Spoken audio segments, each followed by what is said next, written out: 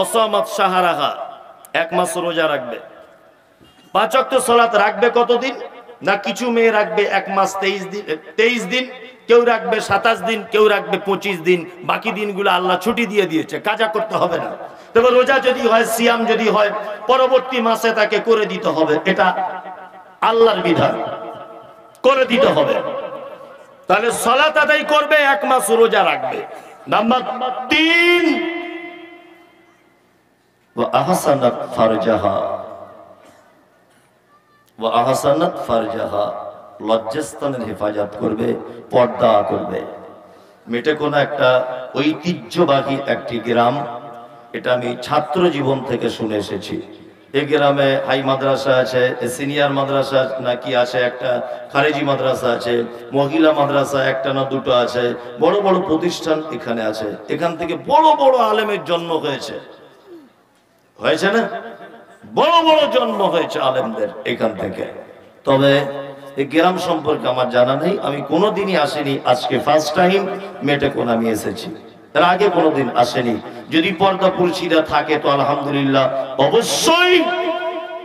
যদি পর্দা না থাকে আপনার স্ত্রীকে একটু বলে দিয়েন যে মমতাজুল সাহেব বলে গেছেন যে ও আহসানাত ফারজাহা, তোমার লজ্জাস্থানের হেফাজত করতে হবে। মারাত্মক ব্যাপার, পর্দা কত মারাত্মক ব্যাপার আপনাকে আমি একটুখানি ব্যাপারটা বোঝানোর চেষ্টা করছি।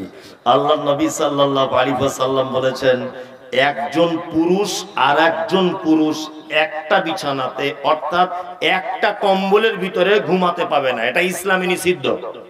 নিষিদ্ধ তো? নিষিদ্ধ।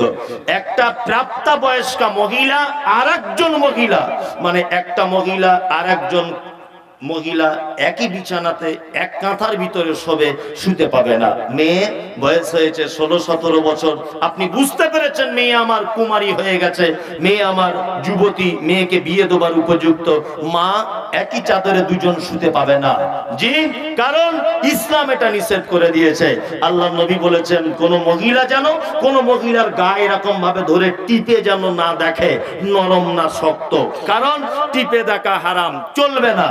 আমাদের বিবাহের সময় মেয়েদের যখন গোসল করানো হয়, দেখবেন ভাবিরা আবার অন্যান্য সম্পর্কের মেয়েরা এরকম গা হাতে মেহেন্দি বা সাবান টাবান মাখায়, মাখায় না? মাখায়। এই কারণে আল্লাহ নবী নিষেধ করেছেন যে যে মেয়েটা সাবান মাখিয়েছে ওই মেয়েটা বাড়িতে রাতে শুয়ে ওর স্বামীর সঙ্গে গল্প করবে। আজকে মাসকুরাকে গোসল করালাম, মাসকুরার শরীরটা কি নরম, যে গল্প করছে তার শরীরটা ইটের মতো শক্ত। ওর স্বামী কিন্তু রাতে অন্তরের চোখে মাছকুরা কি দেখবে? কি বলছি বুঝতে পারছেন না? আর মনে মনে ভাববে তোর ইটের মতো শক্ত, তাহলে ওরই ভালো, এটা বলবে, মনে মনে ভাববে। এই জন্য নবী মুহাম্মদ সাল্লাল্লাহু আলাইহি ওয়াসাল্লাম অনেক দূর থেকে বাদ দিয়ে দিয়েছেন যে একজন মহিলা যেন আর একটা মহিলার গায়ে যেন হাত দিয়ে টিপে যেন না দেখে, কারণ ও অন্তরের জেনাতে তার স্বামীকে লিপ্ত করে দিবে। পর্দা মারাত্মক একটি বিষয়, কত মারাত্মক বিষয় আপনাকে ভাবানো যাবে না। আমাদের সমাজে আছে নাই? আমার জীবনে আশ্চর্য কথা বলছি, একদমই আশ্চর্যের কথা বলছি। আপনার পরিবারকে যদি আপনি সুখে যদি করতে চান, 3টে কাজ করবেন। কটা কাজ? 3টে। আজকে আপনার স্ত্রীকে গিয়ে বলে দেবেন কটা কাজ? 3টে। 1, আপনার বাড়িতে পাড়ার কোনো মেয়েকে ঢুকতে দেবেন না, বুঝলেন? আমি একটা মহিলা মাদ্রাসার দায়িত্বে আছি, মহিলা মাদ্রাসায়, কলমডাঙ্গা মাদ্রাসাতে প্রায় 1-1.5 বছর আমার দায়িত্বই চলছে। তা আল্লাহ চালাচ্ছে, আমার শব্দটা বলা এটা ফেরাউনের শব্দ, আমার বলা যাবে না, আমাদের দায়িত্বে চলছে। যাই হোক, তা আমি ওখানে বলি মাঝে সাঝে যারা শিক্ষিকা আছে যে পুরুষ গার্জেনদেরকে ঢুকতে দেবে, মেয়েগুলোকে ঘরে ঢুকিয়ে দিয়ে, কিন্তু মহিলা গার্জেনকে ভিতরে ঢুকতে দিবে না। মহিলা গার্জেনকে ঢুকতে দিলে মাদ্রাসার ভিতর ইট পর্যন্ত খুলে নিয়ে চলে যাবে, এত খাতারনাক করা, বুঝলেন না? বাড়িতে পাড়ার কোনো মেয়েকে ঢুকতে দিবেন না। আপনার স্ত্রীকে বলবেন যে বাড়িতে 4-5টা পুরুষ মানুষ যদি আসে আমাকে ডাকবে, বৈঠকখানাতে বসে গল্প করব, কিন্তু খবরদার ভুল করে যেন পাড়ার কোনো মেয়েকে ঢুকতে দিবেন না, কারণ এরা হচ্ছে খাতারনাক। কত খাতারনাক আপনাকে বলবো। এই দেখুন, আপনাকে একটা জিনিস দেখাই। নতুন বৌমা এসেছে বাড়িতে, সব পাড়ার মেয়েরা সুসুর করে নতুন বৌমা দেখতে আসছে, আর একটা মেয়ে ঘোমটা দিয়ে এরকম করে বসে আছে, এরকম করে। সব যখন ভিড় ঘুচে গেল, তখন ওই পাড়ার বউটা বলছে, হা গো বুবু, মায়ের ঘর কথা বলছে সাঁকড়ে গাছাতে, এই নুর ইসলাম মল্লিদের ঘরের পাশেই। তাই তো আব্বা কি করে? বলছে আব্বা ঠিকাদারি কাজ করে। কটা ভাই বোন? 3 ভাই 1 বোন। সব ভালো। মেটেকোনায় তুমি মেটেকোনার বৌমা হয়েছ, আর আমি 11 বছর পুরাতন মেটেকোনাতে আছি। যাদের ঘরে তোমার বিয়ে হয়েছে না, তোমার শ্বশুর শাশুড়ি খুব ডেঞ্জারাস, একটু সাবধানে থাকবে। এই যে প্রথম দিনই বলে গেল শ্বশুর শাশুড়ি ডেঞ্জারাস, মানে সংসারে 12টা বাজিয়ে দিল। দিল কি দিল না? সংসারে 12টা বাজিয়ে দিল। ওই জন্য মেয়েকে ঢুকতে দেবে না, মারাত্মক খাতারনাকেরা। বোলপুর স্টেশনে একটা ট্রেন ঢুকছিল, ট্রেন ঢুকতে ঢুকতে প্ল্যাটফর্মের আগে দাঁড়িয়ে গেল। বলুন তো কি দেখে দাঁড়ায়? Red signal. রেড মানে কি? বিপদ। এলএম বাজার রাস্তায় কাজ হচ্ছে, দেখবেন একটা লোক লাল কাপড়ে এরকম করছে, মানে বিপদ, যে অ্যাক্সিডেন্ট হয়ে যেতে পারে, একটু সোলো চা, না তো মরে যাবি, বলে কি বলে না? রেড মানে বিপদ। 24 বছর বয়সের যুবক ছেলে, 24 বছর, মায়ের হাতের ছাড়া রান্না খায় না জীবনে। মা যা রান্না করে মধুর মতো, বলে মা তোমার হাতের রান্না কি স্বাদ, বর্ধমানে চাকরি করি, ওখান থেকে না খেয়ে দুপুরে বাড়ি এসে খাই, মায়ের হাতের এত সুন্দর রান্না। 3 দিন বিয়ে হয়েছে, 4 দিনের মাথায় সকালে উঠে বলছে মা তোকে একটা কথা বলবো। তো বলছে কি বল? বলছে তুই আর আব্বা আলাদা রান্না করে খা, আমরা দুজন আলাদা রান্না করে খাই। মানে 24 বছর পর্যন্ত ওর মা প্রিয় ছেলে, আর 24 ঘন্টা এক বিছানা দুজন মাথা দিয়ে ওকে এমন তাবিজ দিয়েছে, বলছে তোর মা আব্বাকে আলাদা খেতে বল। কি বলছি বুঝতে পারছেন না? আর আমরা একটা জিনিস বুঝতে ভুল করি। আপনারা আমি জানি খুব শিয়ানা, কিন্তু একদমই তো বোকা দেখতে পাচ্ছি। খুব শিয়ানা নয় তো আপনারা। রেড সিগন্যাল মানে কি? বিপদ। বাড়িতে যখন নতুন বৌমা আসে, কোন শাড়ি পরে আসে? সাদা, কালো, লাল না সবুজ? লাল। মানে প্রথম দিন গেটে ঢোকার সময়তেই বলে দেয় শ্বশুর শাশুড়ি রেডি হও, আমি ঢুকছি এবার। মানে রেড সিগন্যাল, বুঝলেন না? শ্বশুর শাশুড়ি রেডি হও, রেডি হয়ে একেবারে খাতা কলম নিয়ে বসলো, এবার তোমরা আলাদা গোয়াল ঘরে রান্না করে খাও। এই তো সিস্টেম চলছে কি চলছে না? তাহলে পরিবারকে বাঁচাতে গেলে পাড়ার কোনো মেয়েকে বাড়িতে ঢুকতে দেবেন না, এটা একদম মাথায় রাখবেন। বক্তব্য সব অংশ যদি ভুলে যান, এইটা অন্তত বক্তব্য ভুলিয়েন না, সংসার সুখের হবে। 2, আপনার স্ত্রীকে বলবেন যে তুমি একটু পর্দার সঙ্গে থাকবে বাড়িতে, কারোর সঙ্গে কটু কথা বলিও না, পর্দার ব্যাপারটা দেখবে, বরকত হবে বাড়িতে। নাম্বার 3, আপনার স্ত্রীকে বলবেন যে আমি বাজার থেকে যা কিছু আনবো একেবারে সব রান্না করে দিবে না, অল্প অল্প একটু রেখে তবে রান্না করবে, বাড়িতে বরকত হবে। আর 4, আপনার স্ত্রীকে বলবেন যে আমাদের বাড়ির দরজা থেকে যেন কোনোদিন কেউ ফেরত না যায়। 6, আপনার স্ত্রীকে বলবেন তেলের বোতলে এখনো তেল 100 গ্রাম আছে, আবার বাড়ি থেকে বাজার থেকে আমাকে তেল আনতে বলবে, ওই বোতলের ভিতরে ঢেলে দিবেন, তেলে বরকত হবে। চালের বস্তাতে এখনো চাল 4 কেজি মতো আছে, বাজার থেকে চাল কিনে আবার ওই বস্তাতেই ঢেলে দেন, ইনশাআল্লাহ বরকত হবে। বাজার থেকে 2 কেজি মাংস নিয়ে এসেছেন, 1 কেজি 750 গ্রাম রান্না করবেন, 250 গ্রাম এক সাইডে রেখে দিবেন, ইনশাআল্লাহ বাড়িতে বরকত হবে। কয়েকটা টিপস আপনাকে দিয়ে দিলাম বাড়িতে বরকত আনার জন্য। প্রথম টিপসটা অবশ্যই ভুলে যাওয়ার চেষ্টা করিয়েন না। আল্লাহ নবী সাল্লাল্লাহু আলাইহি ওয়াসাল্লাম বলেছেন ওয়া আহসানাত ফারজাহা, নারী তুমি জান্নাত চলে যাবে, তোমার লজ্জাস্থানে হেফাজত করবে। 4, ওয়া আতাআত বালাহা, স্বামীর সেবা করবে। স্বামীর সেবা করে তো? এখানকার ওই কোনার একটা লোক এরকম করছে, বুঝছেন না, মানব বেচারা খুব বিপদে আছে, মারাত্মক বিপদ। গ্রামের লোক কেউ ওর বাড়িতে গিয়ে একটু বিচার করে দিয়ে আসবে, বয়স্ক লোক, আরে বেচারা খুব বিপদে আছে, খুব বিপদে আছে। আল্লাহ নবী বলেছেন ওয়া আতাআত বালাহা, কি প্রেম, আল্লাহু আকবার। স্বামীর সঙ্গে অসৎ ব্যবহার করিয়েন না। আম্মা জান আয়েশার আল্লাহ নবীর কি প্রেম, আল্লাহু আকবার। এগুলো বলার ইচ্ছা ছিল না, কিন্তু বারবার বলা হয়েছে বলে বলছি, মেয়েদের ব্যাপার। আল্লাহ নবীর আয়েশার প্রেম যদি আপনি শুনেন অবাক হয়ে যাবেন। বিশ্ব নবী বলছেন, আম্মা জান আয়েশা বলছেন, যে গেলাসে আমি পানি পান করিতাম, পান করা হয়ে গেলে নবীকে দিতাম, দেখিতাম আমি নিজ নয়নেতে, ওখানে মুখ লাগায়া নবী পান করিতেন। গোস্ত খেয়ে হাড্ডি গুলা ফেলিয়া দিতাম, চুষে চুষে খেত নবী চোখেতে দেখিতাম। আম্মা জান আয়েশা বলছেন, আল্লাহ নবী আমাকে এত ভালোবাসতেন, যে যে গেলাসে আমি পানি পান করিতাম, পান করা হয়ে গেলে নবীকে দিতাম। আম্মা জান আয়েশা বলছেন, আমি গিলাসে পানি পান করে গিলাসটা রেখে দিয়েছি, আমি আড়ে আড়ে দেখেছি, আমি গোপনে গোপনে দেখে নিয়েছি আল্লাহর নবী ওই গিলাসটার ওই জায়গাটায় মুখ লাগিয়ে তিনি আবার যেন পানি পান করতেন। গোস্ত খেয়ে হাড্ডিগুলো ফেলিয়া দিতাম, চুষে চুষে খেত নবী চোখেতে দেখিতাম। আম্মা জান আয়েশা বলছেন, আমাদের বাড়িতে যদি কখনো হাদিয়া চলে এসেছে, গোস্তগুলো খেয়েছি, হাড্ডিটা দস্তরখানের উপরে রেখে দিয়েছি, আল্লাহর নবীকে দেখেছি, বিশ্ব নবী আমার ওই গোস্তের হাড্ডিটা আবার মুখের ভিতরে দিয়ে রস বার করে করে চিবিয়ে চিবিয়ে তিনি খেতেন। এই প্রেম আছে? হ্যাঁ, আপনার স্ত্রী আপনার আটু খায়, হারাম করে বিড়ির গন্ধতেই ঘুম হয় না, সারাদিন ফুক ফাক করে বিড়ি টানছে। ও যে আপনার সাথে সংসার করে এটা আলহামদুলিল্লাহ পড়ে, আপনার যে মুখের গন্ধ, আল্লাহ আকবার। আবার কিছু লোক দেখছি ফজরের নামাজের সময় মুয়াজ্জিন আজান দিয়েছে, সালাতু খায়রুম মিনান নাওম, ঘুমের থেকে নামাজ উত্তম, নামাজিরা তাড়াতাড়ি করে মসজিদে চলে আয়, হাইয়া আলাল ফালাহ, তোরা তোদের কল্যাণ বই নিয়ে চলে যা। আল্লাহ নবীকে এমন করে পদ্ধতিটা আজান শেখালেন, হাইয়া আলাস সালাহ, তোরা নামাজের দিকে মসজিদে আয়। শুধু যদি নামাজের কথা বলে বান্দা আসতে চাইবে না, ওই জন্য নবীকে বলা হলো তাদের একটা সংবাদ আপনি ভালো দেন। নবী আবার বলছেন, হাইয়া আলাল ফালাহ, তোরা নামাজ পড়বি, নামাজ শুধু পড়ে এমনিতে বাড়ি চলে যাবি না, তোরা তোদের কল্যাণটাকে বাড়ি নিয়ে চলে যা। আর ফজরের সময়তে বলা হলো, আসসালাতু খায়রুম মিনান নাওম, ঘুমের থেকে নামাজ উত্তম, মসজিদে চলে এসো। অনেক নামাজিকে এটা প্রয়োজন ছিল, নবীজি বলেছেন মিসওয়াক করতে হবে, দাঁতন করতে হবে। জি, দাঁতন করা কি সুন্নত কি সুন্নত নয়? ফজরের পরে তাহলে দাঁতন করতে করতে মসজিদে আসা উচিত ছিল।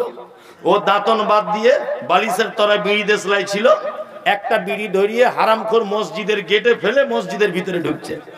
মানে ফেরেশতারা উল্টো পাল্টা হয়ে যাবে যে কোন মাল ঢুকছে, এটা মুখের গন্ধ, বাসি মুখে বিড়ি পান করে ঢুকছে। আল্লাহু আকবার। এইরকম লোক মেটে কোন এলাকায় নেই, আমাদের ওদিকে আছে, আপনাদের দিকে আছে। হ্যাঁ, খবরদার। তবে একটা কথা বলে রাখছি, সেটা শুনে নেন, ওদের পাল্লা বেশি পড়বেন না, মেয়েদের পাল্লা বেশি পড়িয়েন না। কত লোককে দেখেছি আন্ডার প্যান্ট পরে ঘুরছে বইয়ের টেনশনে, কত লোককে দেখেছি, আমাদের গ্রামেও দেখেছি, অনেক জায়গাতে দেখেছি। খুব সাবধানে থাকবেন। তবে আল্লাহ নবীর স্ত্রীরা নবীজিকে যতটা ভালোবাসতেন আপনি ততটা জীবনেও ভালোবাসাতে পারবেন না, পারবেন পারবেন না। এই দেখুন নবীর আর একটা কথা শুনে দেখুন, এই দুটো কথাতে কেমন ঝগড়া লেগে যায়। বিশ্ব নবী বলছেন, যে রাতে মিরাজ হলো বিশ্ব নবীজির, নবী বলে জাহান্নামে মহিলাদের ভিড়। একজন মহিলা বলে, বিশ্ব নবীজিরে কোন কারণে বেশি ভাগে যাব জাহান্নামে? প্রথম কারণ হলো অধিক নারীগণ, অল্প ধনেতে তাদের ভরে না কম। দ্বিতীয় কারণ হলো শোনো সমাচার, না শুকরিয়া করে ও গনিয়ামত আমার। গীবত যে বেশি করে এক অপরের তরে, এহেন কারণে নারী যাবে জাহান্নামে। আল্লাহ নবী এই জায়গাতে তিনটে দোষের কথা বলছেন, তার মধ্যে একটা কথা বলছেন নারী জাহান্নাম চলে যাবে, তার একটা কারণ হলো এটা, অল্প জিনিসে তাদের কোনোদিন মন ভরে না। অল্প জিনিসে মেয়েদের মন ভরে? জীবনেও ভরাতে পারবেন না। আমি বাপের এক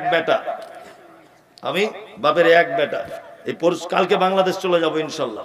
আজকে ইন্ডিয়ার এই লাস্ট প্রোগ্রাম, তা কালকে বাংলাদেশ চলে যাব, আজকে মেটেকোনা লাস্ট। তা যেখান থেকে যাই শাড়ি জামা কাপড় সব কিছু ওর লেগে কিনে আনি। কিন্তু যদি কখনো 2-4 মাস পরে বাড়ি গিয়ে বলি, কই গো চলো না একটু বেড়াতে যাই কোথাও, তো আমার স্ত্রী আমাকে বলে, ভালো শাড়ি নেই, কি পরে যাব?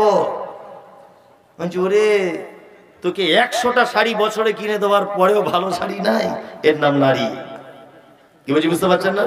সব কিছু দিবেন, তারপরে বলবে ভালো না, তারপরে বলবে ভালো না। 2, আমরা বর্তমানে নারীরা স্বামীদের খিদমত করছে না, এদের মন খুব খারাপ। নবীজের স্ত্রীদের মন ছিল অল্পতে সন্তুষ্ট হতেন, এখনকার মেয়েরা হয় জীবনেও হবে না। স্বামীর কৃতজ্ঞতা স্বীকার করতেন। আল্লাহু আকবার। আম্মা জান আয়েশা সিদ্দিকা রাদিয়াল্লাহু তাআলা আনহাকে ওনার বোন আসমা জিজ্ঞাসা করছেন, বোন আহা নবীজির সঙ্গে বিবাহ করার পরে কেমন চলছে? আসমা বলছে আলহামদুলিল্লাহ, তবে পরপর কোনোদিন আমাদের বাড়িতে 2 দিন 3 দিন উনুন জ্বলে না, তবু কোনোদিন অভিযোগ ছিল না, কোনোদিন অভিযোগ ছিল না। আর আপনার স্ত্রীর মন জয় করতে পেরেছেন? জীবনে আপনি পারবেন না। এর নাম নারী। এ আপনাকে ভালোবাসে, তবে একটা কথা বলে রেখে যাচ্ছি, ওর পাল্লায় যেন একেবারে মোহিত হয়ে যাবেন না, তাহলে কিন্তু আপনাকে 12টা বাজিয়ে দিবে। মাঝখানে একটা কথা বলে রাখছি, ওদের চরিত্রটা কেমন সেটা আপনাকে বলে দিচ্ছি। এটা আমার একজনের কাছে শেখা, ওই জন্য আপনাকে বলছি। যারা বসে আছেন ধীর স্থির ভাবে বসুন। একটা স্কুলের হেডমাস্টার, বুঝলেন, ঘুম পেয়ে যাচ্ছে আপনাদের, ছেড়ে দেবো? ছেড়ে দিই না। একটা স্কুলের হেডমাস্টার দেখবেন শীতকালে হাঁসের গায়ে চর্বি হয়, তাই না? হাঁসের গায়ে চর্বি হয় না, শীতের দিনে বেশি করে খায়। তাই স্কুলের হেডমাস্টার ওর বউকে বলেছে যে বাজার থেকে একটা হাঁস কিনে আনি, আজকে একটু জবাই করে রান্না করবে, ভালো করে খাবো। জুম্মার দিন সেদিন তো বাজার থেকে একটা হাঁস কিনে নিয়ে এসেছে, জবাই করেছে, রান্না বান্না রেডি করার আগে মাস্টার বলছে এক কাজ করো, রান 2টো আমাকে দিবে, বাকিগুলো তোমরা সব খেলবে। তা ভালো, মাস্টার নামাজ টামাজ পড়ে এসেছে। এখন ওর স্ত্রী রান্না করতে করতে ভালো সেন্ট উঠছিল, একটা ঠ্যাং খেয়ে নিয়েছে, ভালো সেন্ট উঠছিল। এখন মাস্টার এসেছে, পিয়ালা করে দিয়েছে মাস্টারের সামনে মাংস। তা মাস্টার হাত দিয়ে দেখে বলছে, কি ব্যাপারে একটা রান কেন, লেগ পিস একটা কেন? ওর স্ত্রী তখন খুব মুখ দেখিয়ে বলছে, তোমাকে চাকরি দিয়েছিল বলো তো? বলছি কেন? বলছি সত্যি খ্যাপা বলি তুমি চাকরিটা পেয়েছিলে, তোমার কাছে কারা পড়ে তারাও খ্যাপা, তুমিও খ্যাপা। বুঝি কেন? বলছে হাঁসের আবার কটা ঠ্যাং হয় যে তোমায় 2টো রান দিতে হবে? তুমি জানো না হাঁসের একটা ঠ্যাং হয়? তোমার মাস্টার তখন বলছে হাঁসের 2টো ঠ্যাং হয়। তখন ওর স্ত্রী বলছে, বুঝো না কিছু, বোকা না দেখি। বলছে না হাঁসের 2টোই ঠ্যাং। ওর স্ত্রী বলছে না একটা ঠ্যাং। ওর স্ত্রী বলছে একটা যদি প্রমাণ করতে না পারি তোমার ভাত খাবো না। আর মাস্টার বলছে আমিও যদি 2টো প্রমাণ করতে না পারি তাহলে আমিও বলছি তোর মতো হস্তিনী মেয়েকে নিয়ে সংসার করবো না। দুজনে খুব ঝামেলা লেগে গেছে। এখন দুজনে রাস্তা দিয়ে হাঁটছে, হাঁসের ঠ্যাং দেখা দেখি হবে। এখন শীতের সময় দেখবেন পুকুর পাড়ে হাঁস একটা ট্যাঙে দাঁড়িয়ে থাকে, দেখেছেন? হ্যাঁ। ওর স্ত্রী তখন মাস্টারকে বলছে, হে মাস্টার দেখো কি অবস্থা দেখো। মাস্টার বলছে কঠিন ব্যাপার। সত্যি তো তাহলে তাই, আমি হেরে গেলাম। মেয়েদের বুদ্ধি কেমন, ওদের ফাঁদে পড়বেন না, আপনাকে বলে দিচ্ছি আমি। নিয়ে মাস্টার তখন হেরে গেছে, মন মাতি খুব খারাপ। মাস্টার তো শিক্ষিত লোক, ও দেখছে এটা তো হতেই পারে না।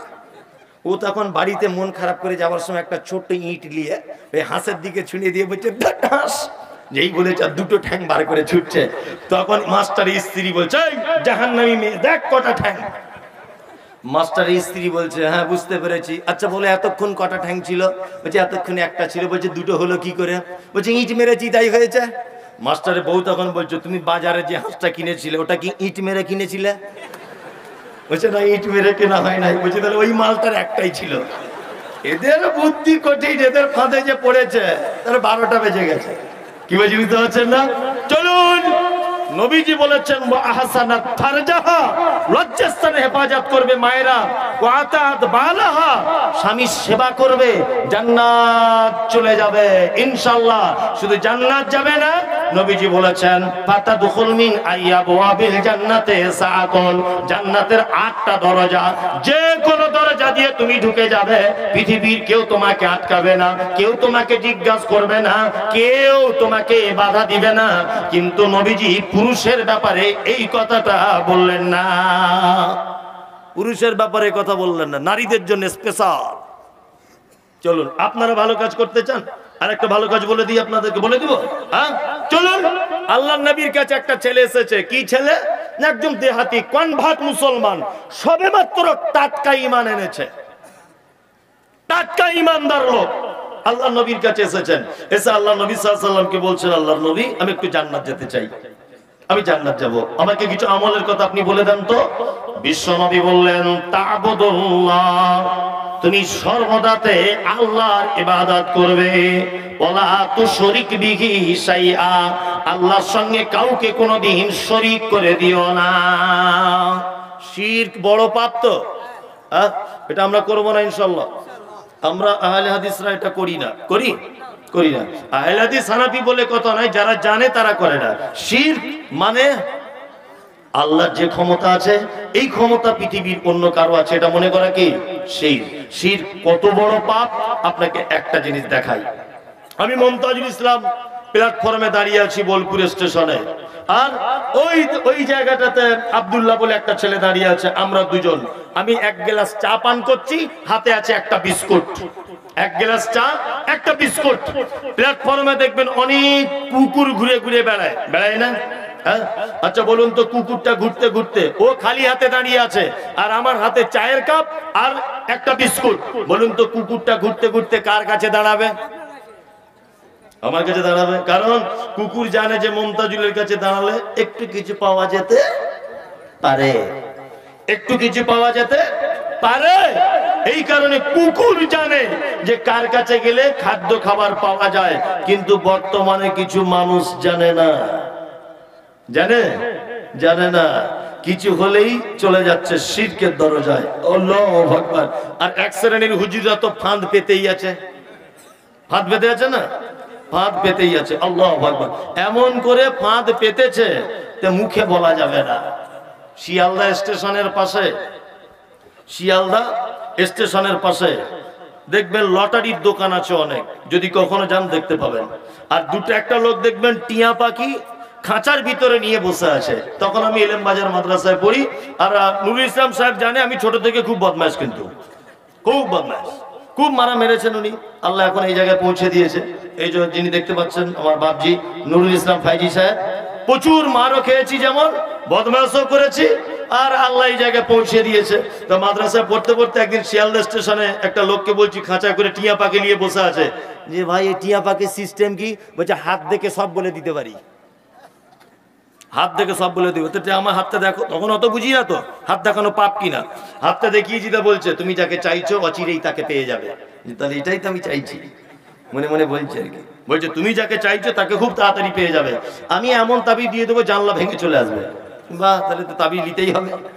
তখন আমি ওই লোকটাকে বলছি, আমি তো বদমাশ ছিল, ও জানে না যে মাদ্রাসায় পড়া ছেলে কি চিজ হয়। ওকে আমি বলছি তাহলে বাবা এক কাজ করুন তো দেখি, হাত দেখে বলে দাম তো লটারির দোকানে এতগুলো টিকিট আছে, কোনটায় ফার্স্ট প্রাইজ আছে ওইটা কাটবো। বলছে ওইটা বলা যাবে না, পাক্কা চিটিংবাজ। কি বলছি বুঝতে পারছেন না? ও আমার জীবন সঙ্গিনী আমার কাছে আসবে এটা টিয়া পাখি দিয়ে বলে দিতে পারছে, আমার কি হবে না হবে বলে দিতে পারছেন। কোন লটারিতে ফার্স্ট প্রাইজ তুমি এটা বলে দিতে পারবো না? হ্যাঁ, চিটিংবাজটা তো কি বলুন একদম। আপনাদের এলাকাতেও কিছু আছে এরকম ভণ্ড, টাকা ইনকাম করছে না করছে। আল্লাহু আকবার। একদম দূরে থাকবেন, শিরক মারাত্মক বড় পাপ। আল্লাহ নবী সাল্লাল্লাহু আলাইহি ওয়াসাল্লামের কাছে 10 জন একটা দল আল্লাহ নবীর কাছে বায়াত গ্রহণ করতে এসেছেন। আব্দুল্লাহ ইবনে আব্বাস থেকে হাদিসটা বর্ণিত। তা এসেছেন 10 জনের একটা লোক দল। আল্লাহ নবী সাল্লাল্লাহু আলাইহি ওয়াসাল্লাম 9 জনের বায়াত গ্রহণ করলেন, একজনকে করলেন না। এই 9 জন তখন আল্লাহ নবীকে বলছেন, আল্লাহর নবী আপনি আমাদের 9 জনের বায়াত গ্রহণ করলেন, একজনকে কেন ছুটি দিলেন? একজনের কেন বায়াত গ্রহণ করছেন না?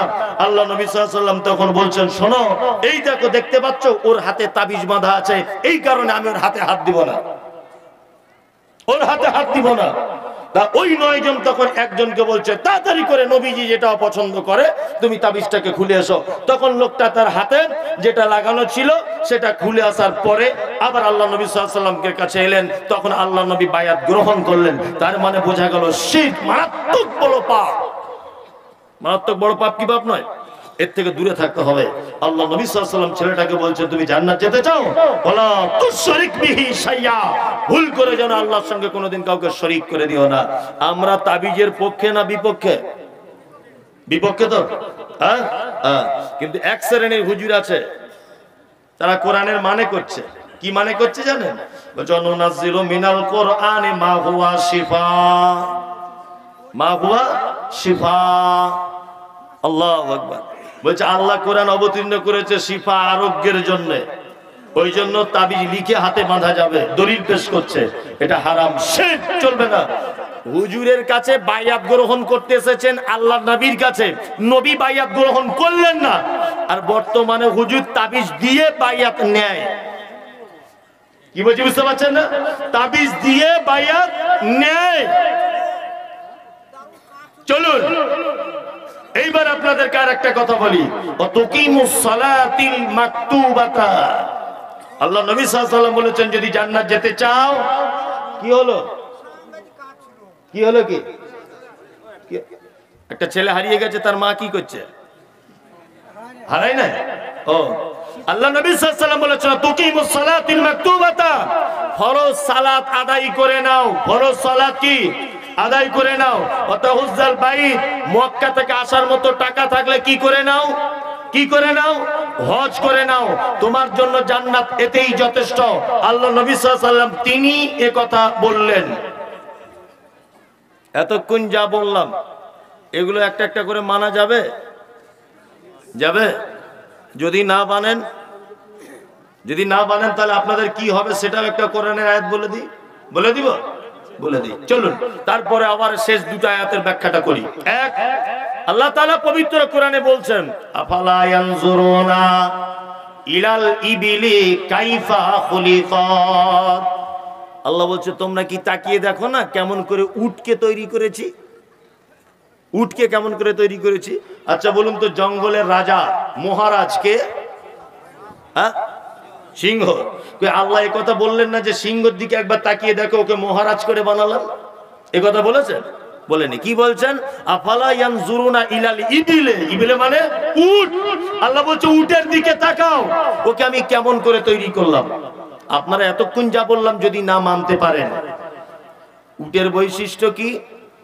পৃথিবীতে একটা প্রাণী আছে যার গোশত খাওয়া যায়, যার চামড়া ব্যবহার করা যায়, যার পেচ্ছাবও পান করা যায়। উট, তার পেচ্ছাবও পান করা যায়, বিশেষ প্রয়োজনে অসুখের কারণে খেতে পারে। এটা বুখারী হাদিস। অবশ্যই তার পেচ্ছাব পান করা যায় প্রয়োজনে। উট এমন একটা প্রাণী যে পৃথিবীর প্রত্যেক প্রাণী তাদের দৃষ্টি শক্তি 2 থেকে 4-5 কিলোমিটারের মধ্যে সীমাবদ্ধ। উট একটা এমন প্রাণী, এটা হাদিসে লেখা নেই, বইয়ে, জেনারেল বইয়ে লেখা আছে যে উট 80 থেকে 82 কিলোমিটার দূরে পর্যন্ত জিনিসকে স্পর্শ ভাবে দেখতে পায়। আল্লাহু আকবার। উট এমন একটা প্রাণী, এটা মরুভূমিতে তৈরি করা হয়েছে বলেই মোটরসাইকেলের যেমন অনের তেল শেষ হয়ে গেলে রিজার্ভে সুইচ মারতে হয়, হয় না? হয়। তা উটের ঠিক পজিশন তেমন। উটের পিঠে দেখবেন এরকম একটা বড় উঁচু জায়গা আছে না? কিছু জিলাপি হুজুর বলছে ওটা নাকি আলীর কবর। তোমার বাপের কবর ওটা। হুজুর বলছে ওটা নাকি আলীর কবর। আলীর আর জায়গা ছিল না, উটের পিঠে কবর দিতে গেল। তো একটা উটের পিঠে না আলীর দিল, সব উটের এরকম কেন? যেটা আলীকে দিয়েছে ওইটা উঁচু হবার কথা, তাই তো? সব উট কেন উঁচু হতে গেল? এটা যুক্তি তো ভুল নয়?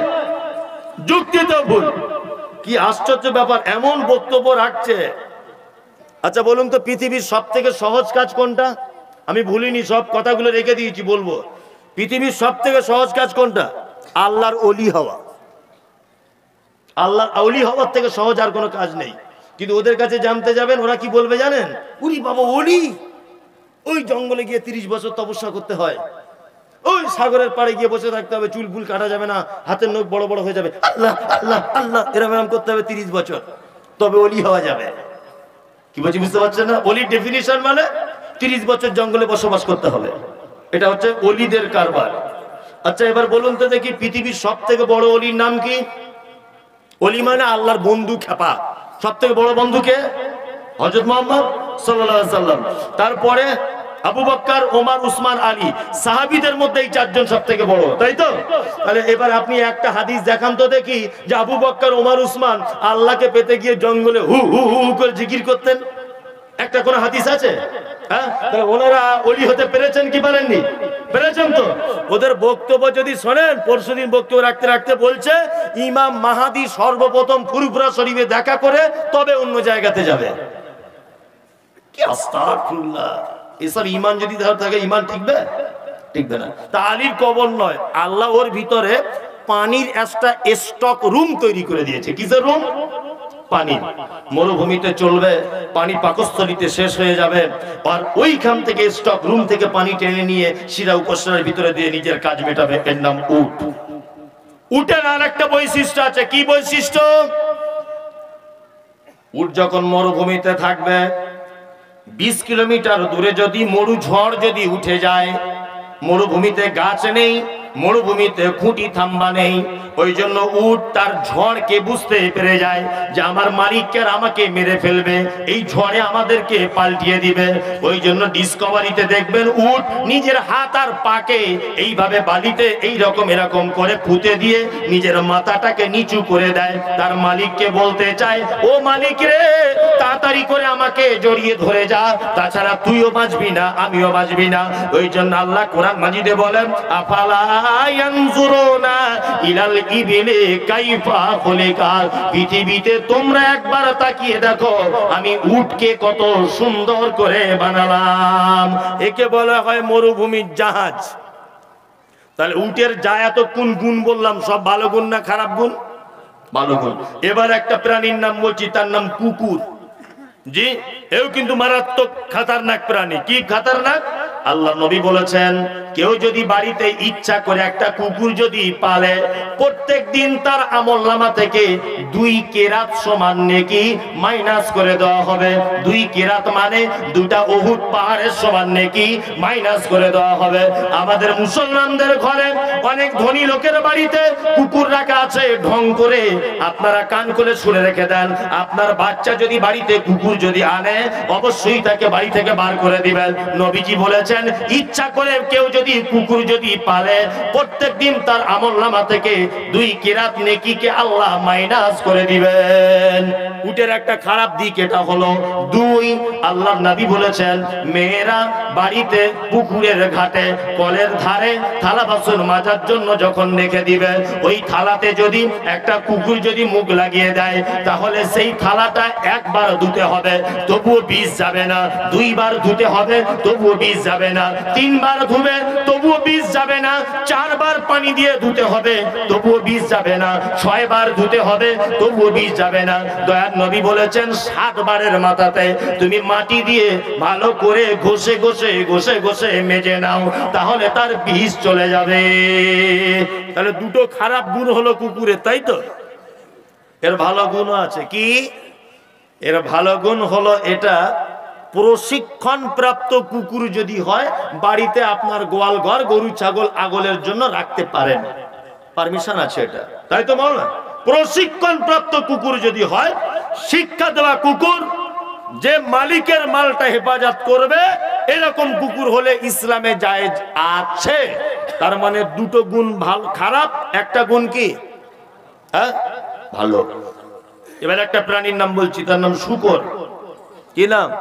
শূকর। এ মারাত্মক প্রাণী, পৃথিবীতে একটা জঘন্য প্রাণীর নাম, বুঝলেন না?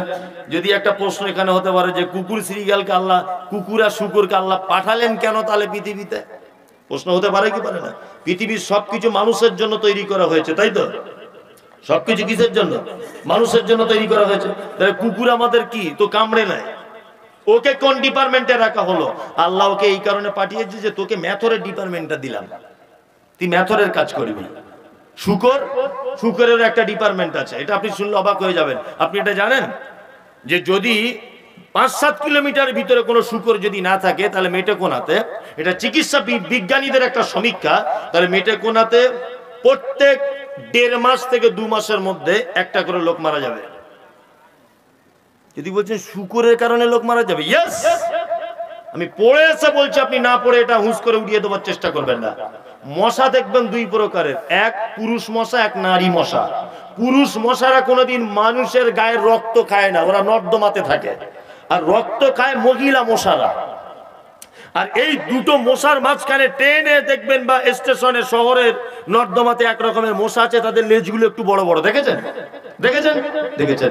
বলছে চিকিৎসা বিজ্ঞানীরা এই মশা যদি 3টে থেকে 4টে কোনো মানুষকে যদি কামড়িয়ে নেয়, এমন একটা মারাত্মক জ্বরে আক্রান্ত হবে যে এই লোকটা 2 থেকে 3 দিনের মধ্যে মারা যাবে। কিন্তু এই মশাটার প্রত্যেক দিন 1 ফোঁটা করে রক্তের প্রয়োজন হয়। এই মশাটা সব থেকে ভালো পছন্দ করে কার রক্ত খেতে? শূকরের রক্ত খেতে। শূকরের যে গায়ের উপরে লোমগুলো আছে, লোমের ভিতরে ঢুকে যায়, গিয়ে তার রক্তটা খেয়ে আবার চলে আসে। শূকর যদি পৃথিবীতে কমে যায়, ভারতবর্ষের মাটিতে যদি কমে যায়, পশ্চিম বাংলার মাটিতে যদি কমে যায়, তাহলে ভাববেন ওই প্রাণীগুলি রক্ত খাওয়ার জন্য মানুষকে যদি আক্রান্ত করে, মানুষকে যদি পুড়ে দেয় তার সুসটা দিয়ে, অবশ্যই মানুষ জ্বরে আক্রান্ত হয়ে মারা যেতে পারে। ওটাও আল্লাহ এই কারণে হয়তো পাঠিয়েছে। পৃথিবীতে একটা প্রাণী আছে সব থেকে বেশি নোংরা, তার নাম শূকর। সব প্রাণী দেখবেন পরিষ্কার পরিচ্ছন্ন পছন্দ করে, করে না? শালিক পাখি গোসল করে, মুরগি ধুলোতে শুয়ে থাকার পরে দেখবেন গাটা এরকম ভাবে লড়িয়ে নেয়। পৃথিবীতে একটা প্রাণী আছে তার নাম শূকর, মারাত্মক খাতারনাক নোংরা। কেমন নোংরা? একটা শূকর পায়খানা করলে আর একটা শূকর গিয়ে চৌ করে গিয়ে গিলে খেয়ে নেয়। এর নাম শূকর, মারাত্মক প্রাণী। আল্লাহ এর ব্যাপারে কি বলেন? ইন্নামা হারামা আলাইকুমুল মাইতাতা ওয়াদ-দামা ওয়া লাহমাল খিনজির, নিশ্চয় আমি তোমাদের জন্য নিষেধ করে দিয়েছি, তোমাদের জন্য হারাম ঘোষণা করে দিয়েছি মরা প্রাণী আর রক্ত আর শূকরের মাংস। লাহমাল খিনজির, শূকরের মাংস খেলে কি হারাম। চলুন এবারে নাসাই শরীফের একটা হাদিস আপনাকে বলি। এই হাদিসটা বললে আপনি অবাক হয়ে যাবেন, যেটাকে হাদিস আছে। ইয়েস, এটা হাদিস আছে। আমি তাহাকিক করে তবে বলছি, সাহাবীদের মধ্যে কিছু দল আল্লাহ নবী সাল্লাল্লাহু আলাইহি ওয়াসাল্লামের কাছে এসেছেন, এসে বলছেন, আল্লাহ নবী গো, আমরা দেখেছি অনেক মানুষকে যারা নাবিকের কাজ করে, যারা নৌকা চালায়, ও দয়ার নবী, তারাকে দেখেছি শূকরের চর্বি দিয়ে, কাঠের গুঁড়া দিয়ে এক রকমের আঠা তৈরি করে ওই নৌকা ফুটোর জায়গাগুলোকে তারা আটকিয়ে দেয়, অনেক দিন যাবত লাস্টিং করে। আমরা কি সেটা করতে পারবো? নবীজি বলেছেন না, শূকরের চর্বি দিয়ে আঠা তৈরি করে নাবিকেরা নৌকাতেও লাগাতে পারবে না, ওটাতেও হারাম। শূকরের সব হারাম। তাহলে 3টে প্রাণীর মধ্যে সব থেকে নিকৃষ্ট কোনটা হলো? কোনটা? তাই তো, শূকর সব থেকে খারাপ। তো চলুন এবার আল্লাহর নিকটে খারাপ প্রাণীকে কোরআন কি বলছে? ইন্নাশ শাররাদ দাওয়াবি ইনদাল্লাহি সুম্মাম বুকমুল্লাযীনা লা ইয়াকিলুন। আল্লাহ বলে সারা পৃথিবীতে যত মানুষ রয়েছে তার মধ্যে যত প্রাণী আমি আল্লাহ বানিয়েছি, আমার নিকটে নিকৃষ্ট প্রাণী হচ্ছে কে? সুম্মাম বুকমুল্লাযীনা লা ইয়াকিলুন, যাদেরকে আমি অন্তর দিয়েছি ভাবার জন্য, যাদেরকে চোখ দিয়েছি দেখার জন্য, যাদের বিবেক বুদ্ধি দিয়েছি, আকেল দিয়েছি, তারপরেও যারা আমার কথাগুলিকে মেনে নিতে পারলো না, তারা যারা আমাকে চিনে নিতে পারলো না, আল্লাহ বলছে পৃথিবীর সব থেকে নিকৃষ্ট প্রাণী হলো এরা। এবার বলুন কারা? কারা? এর আগে হয়েছিল কারা? শূকর। আপনাকে বোঝাতে পেরেছি যে উলাইকা কাল আনাম, চতুষ্পদ জানোয়ারের থেকে মানুষ খারাপ। বোঝানো গেছে? গেছে। কারা খারাপ? আল্লাহ বলছেন ইন্নাশ শাররাদ দাওয়াবি ইনদাল্লাহি সুম্মাম বুকমুল্লাযীনা লা ইয়াকিলুন। পৃথিবীতে যত প্রাণী রয়েছে এর মধ্যে নিকৃষ্ট প্রাণী হলো তারা। কারা তারা? যাদেরকে সুম্মাম বুকমুল্লাযীনা লা ইয়াকিলুন, যাদেরকে অন্তর দেওয়া হয়েছে, চোখ দেওয়া হয়েছে, কান দেওয়া হয়েছে, বিবেক বুদ্ধি দেওয়া হয়েছে, শিক্ষা দেওয়া হয়েছে, যার জন্য ওস্তাদ রাখা হয়েছে, তারপরেও যারা আমাকে মেনে নিতে পারলো না, আল্লাহ বলছে পৃথিবীর নিকৃষ্ট প্রাণী হলো তারা। তার মানে আমরা। তাই তো, অনেক ভালো কাজ আপনাদেরকে বলে দিইনি? বলে দিয়েছে হাদিস দিয়ে। চলুন আল্লাহ তাআলা তারপরে আবার বলছেন ইল্লাল্লাযীনা আমানু ওয়া আমিলুস সালিহাতি ফালাহুম আজরুন গায়রু মামনুন। পৃথিবীতে যারা ভালো কাজ করবে ঈমানের সাথে, আল্লাহ বলছে তাদেরকে যে প্রতিদানটা আমি দিব, এই প্রতিদানটা পৃথিবীর কেউ কোনোদিন কেটে দিতে পারবে না, আমি আল্লাহ পর্যন্ত কেটে দেব না। আল্লাহ পর্যন্ত কাটবেন না। কাটবেন? কাটবেন না। আমা ইউকাযযিবুকা বা'দু বিদ্দীন। আলাইসাল্লাহু বিআহকামিল হাকিমিন। তারপরেও তোমরা কিয়ামতের দিবসকে অবিশ্বাস মনে করো? কিয়ামতকে অবিশ্বাস করি আমরা? করি না। চলুন, আল্লাহ তাআলা বলছে হাকামুল হাকিমিন, আমি প্রজ্ঞাময়, আমি বিচারকের বিচারক। বিচারকের বিচারকে আল্লাহ। আল্লাহ আল্লাহ ইনসাফ সহকারে বিচার করবেন। কিয়ামতের মাঠে কোন মানুষের উপরে যারা পরিমাণ বেইনসাফি করবেন না। করবেন না। সূরা শেষ। এটা মাদ্রাসার জলসা। জি, আপনারা যারা বসে আছেন, যে ছেলেগুলো হাফেজ হয়েছে, এটা আপনারা দেখতে পেলেন স্বচক্ষে। এটা মাদ্রাসার জলসা। মাদ্রাসা মানেই কিছু আর্থিক ব্যাপার থাকে, এটা আপনারা জানেন। যদিও সব মাদ্রাসাতে লোকগুলার 5 মিনিটও টিকবে না, আমি জানি। মানে এত অ্যালার্জি দানের ব্যাপারে বললে আর টিকবে না। আপনারা ইনশাআল্লাহ বসুন ধৈর্য সহকারে। বেশি টাকা আমি চাইবো না। আব্বা মা মারা গেছে, কবরে চলে গেছে, আত্মীয় স্বজন মারা গেছে, কবরে চলে গেছে, আর দ্বিতীয় কোনো ভালো কাজ করার ক্ষমতা রাখে না। আমি আপনি নিষ্ঠুরের মতো মায়েদের বুকের উপরে বাঁশবাগানের কোনায় কুইন্টাল মাটি চাপিয়ে দিয়ে চলে এসেছি, কোনোদিন আর মনে পড়ে না। আপনি 1 মাসের মধ্যে আপনার মায়ের কবর দেখতে গিয়েছিলেন? জাননি, আপনার টাইম ছিল না। ঠিক তেমন আপনি মারা গেলেও আপনার বেটাও আপনাকে স্মরণে রাখবে না। জৈসে করনি তৈসে ভরনি, যেমন কর্ম তেমন ফল। আপনি আপনার মাকে যেমন ভুলে গেছেন, আব্বাকে ভুলে গেছেন, আপনার বেটাও ভুলে যাবে। খুব বিনীত অনুরোধ আপনার কাছে, নবীকে ভালোবাসেন কারা? বাসেন আপনারা সবাই ভালোবাসেন? জি। নবীকে কেউ দেখেছেন চোখে? দেখেননি। নবীর সঙ্গে যেন দেখা একটু হয়, এই আশা আছে তো? চলুন সহিহ বুখারী একটা হাদিস বলি। 5 মিনিট বসে যান, আমি 5 মিনিট পরে আপনাদেরকে বলে দিব যে আপনারা চলে যান। বুখারী হাদিস কি? হাদিস বর্ণনাকারিনী আয়েশা কোন বিবি নবীজিকে করিলেন জিজ্ঞাসা, ওগো নবী তব সাথে দেখা হবে কার? নবী বলে দুনিয়াতে হাত লম্বা যার। মা আয়েশা বলে এ কথা যখন শুনিলাম কানেতে, কাঠখণ্ড লয়ে হাত লাগিলাম মাপিতে, দেখিলাম বিবি সাউদার হাত লম্বা বলি, আমার মুখেতে ওগো পড়ে গেল কালি। হাত লম্বার অর্থ পরে পারিলাম বুঝিতে, দান ধন যারা করে এই দুনিয়াতে। তারপরে জয়নাব এসে নবীজিকে কয়, কেন জয়নাব আল্লাহর রাস্তায় বেশি করে ক্ষয়? মেটে কোনার হাদিস শুনুন, হাদিসটি বুখারীর। জয়নাবে আনন্দ আর আয়েশার মুখ ভারী। নবীকে আল্লাহর নবীর বিবি আয়েশা জিজ্ঞাসা করছেন, আল্লাহর নবী আপনার সঙ্গে কিয়ামতের দিনে প্রথমে দেখা হবে কার? নবী বলছে যারা দানের ব্যাপারে হাত লম্বা করে দেয় তার সাথে দেখা হবে। অন্তত পক্ষে 200-500 টাকা, 1000 টাকা এই মাদ্রাসাতে দেন, দানের বাক্স রাখা আছে। আর কিছু ছেলে তারা চাদর নিয়ে একটু যাবে, দয়া করে আপনারা চাদরে কিছু দেবেন, কেউ খালি হাতে যাবেন না। 1-2 অন্তত 200-500-1000 টাকা করে আনুন। ও হাফেজ ছেলেরা যাচ্ছে চাদর নিয়ে, চাদর নিয়ে যাচ্ছে। আসুন, আমি একজন মুসাফির, এই জন্য আপনার কাছে বিনীত অনুরোধ যে আপনি অন্তত আমার হাতে দেন, আমি আপনার জন্য দোয়া করি, আল্লাহ আপনার দানকে গ্রহণ করে নি। আল্লাহ যে আশা নিয়েতে যারা দান করছে, তুমি তাদের আশা নিয়তকে পুরা করে দাও। হাফেজদের মাথায় পাকড়ি দেওয়া হলো, এই ব্যাপারে দেন। মাশাআল্লাহ মাশাআল্লাহ। এই তো টাকা দিচ্ছে দানের বাক্স, এই না? মাশাআল্লাহ। ইয়া